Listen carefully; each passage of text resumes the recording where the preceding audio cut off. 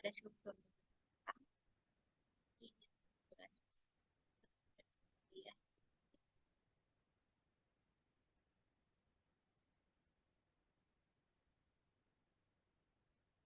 konstruksi beton salah satu bahan yang kerap digunakan dalam melaksanakan kekuatan dan keawetan merupakan tujuan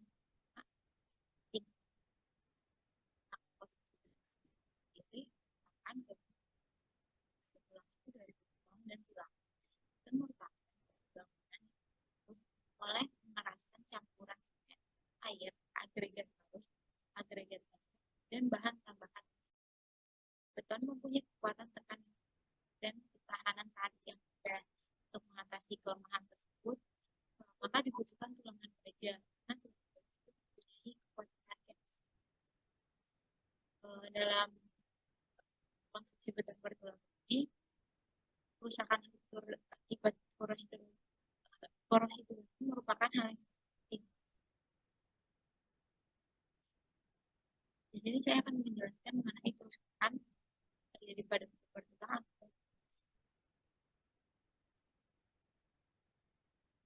Korosi beton bertulang. Korosi itu dapat didefinisikan sebagai pengerusakan guguran suatu material yang disebabkan oleh reaksi dengan sekitar. Korosi ini terjadi pada baja seperti baja tulang bertulang, yang merupakan proses elektrokimia di pada baja yang berupa cairan yang mengandung ion-ion elektro menimbulkan perbedaan potensial yang menyebabkan ion-ion tulangan akan larut sampai keadaan stable. Korosi beton ini dapat mempersingkat umur beton tulang.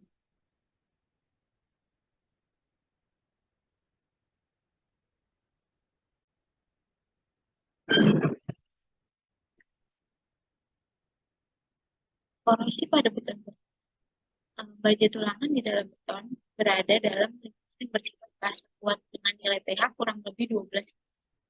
Keadaan ini disebabkan karena beton mengandung 20-30% kalsium dihidrosida atau CaOH2 yang merupakan sebagian berupa larutan jenuh CaOH2 di dalam beton.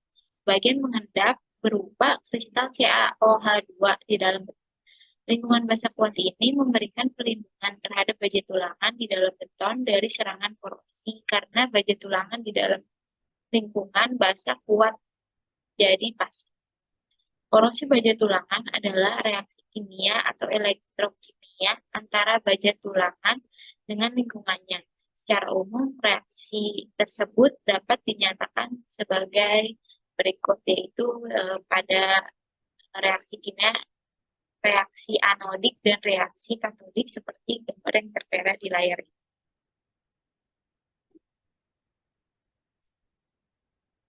Korosi yang terjadi pada baja tulangan adalah korosi seragam atau biasa disebut uniform corrosion.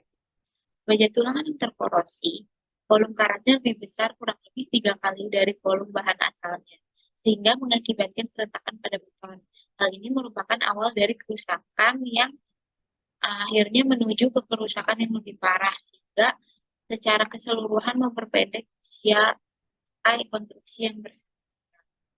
Nah, seperti pada gambar ini, yang korosi ini dimulai dari awal retak-retak beton tulang, lalu muncul ke tulangan-tulangan, akhirnya betonnya kelompok dan tulangannya yang sudah korosi itu kelihatan.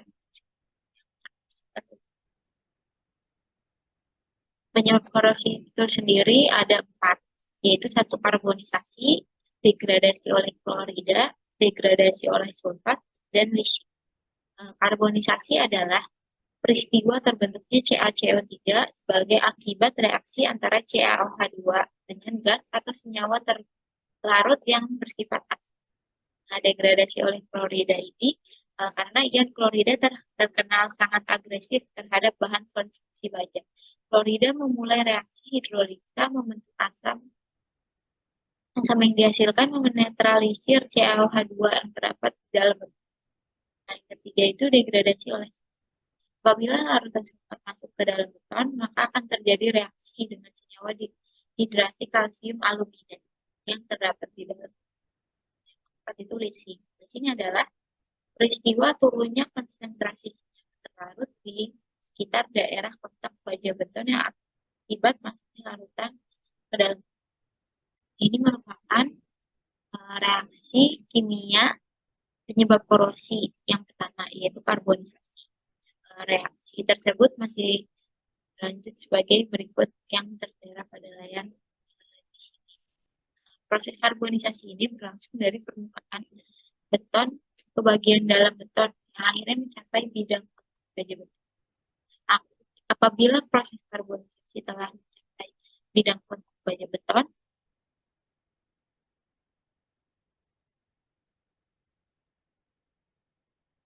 pH lingkungan pada bidang kontak baja beton turun sampai dengan kurang dari 9,5.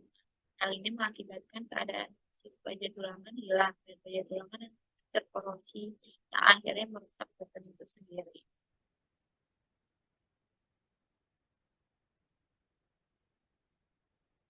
Nah, yang kedua itu degradasi oleh reaksi kimianya dapat dilihat pada layar di sini. Reaksi ini menghasilkan kalsium sulfoaluminat.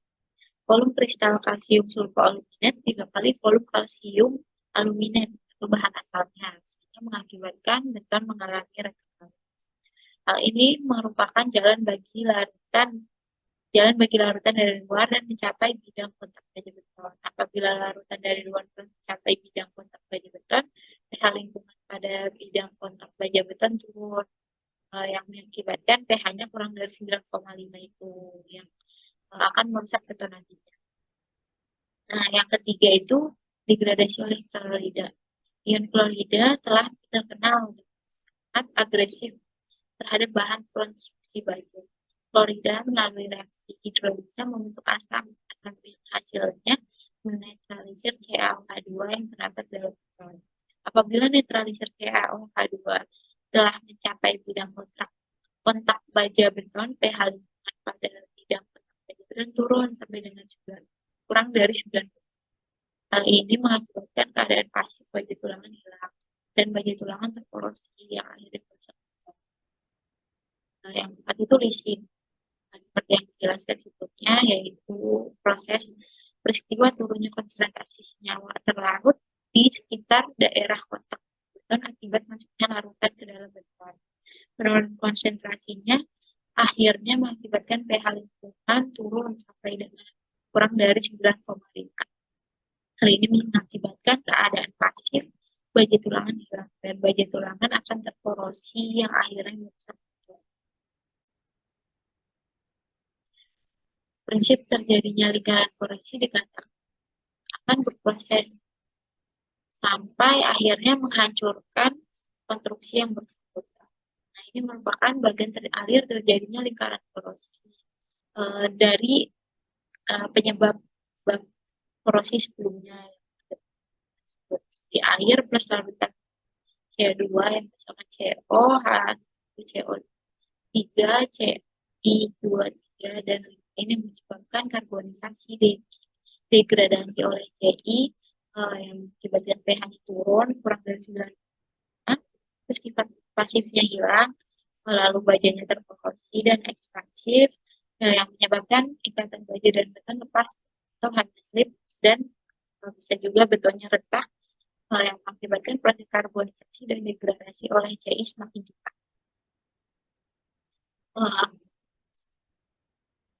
Akibat yang ditimbulkan bila terjadi lingkaran korosi pada beton tulangan itu diantaranya ada 4. Salah satu itu tercucinya pasta semen yang bekas. 2. Melarutnya dan tercucinya senyawa-senyawa yang terbentuk akibat serangan air agresif. Ya, terbentuknya senyawa-senyawa baru hasil reaksi kimia yang memiliki sifat jadi retak dan pecah. Hilangnya tegangan antara beton dan tulangan slim.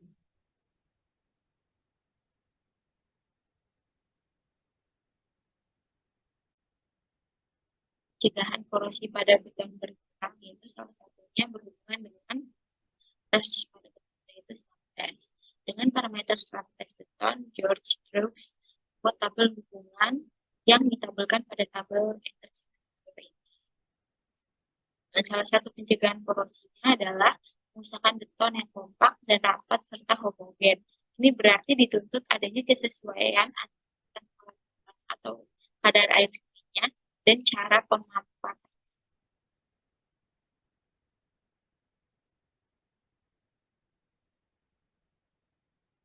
Selain itu, cara-cara yang dapat mencegah korosi yaitu cara pemapasan beton yang tepat, lalu penambahan dimensi strukturnya, perlindungan bukan atau dengan cara di coating, lalu pemakaian bahan-bahan yang lebih baik, kemudian mempertebal selimut beton dan atau bisa menggunakan beton kedap air secara DNF.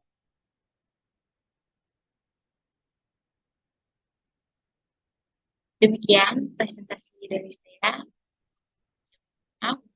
Sekian, wassalamualaikum warahmatullahi wabarakatuh.